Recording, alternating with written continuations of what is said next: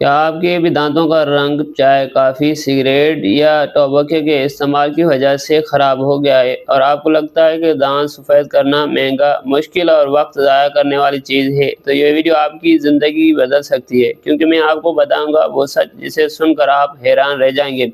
वाक़ई घर पर दांत कैसे साफ़ हो सकते हैं, कैसे सफ़ेद किए जा सकते हैं, वो भी आसान, कुदरती और सेफ़ तरीकों के ज़रिए।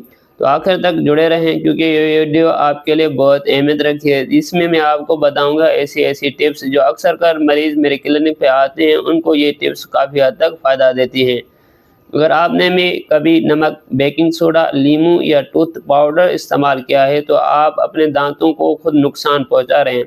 जी हाँ दोस्तों, दाँत सफ़ेद करने की कोशिश में लोग अक्सर अपने टूथ एनिमल को तबाह कर देते हैं, जिसकी वजह से इनके दाँतों में ठंडा-गरम लगने के साथ-साथ इनको मसूड़ों की भी तकलीफ़ बढ़ जाती है।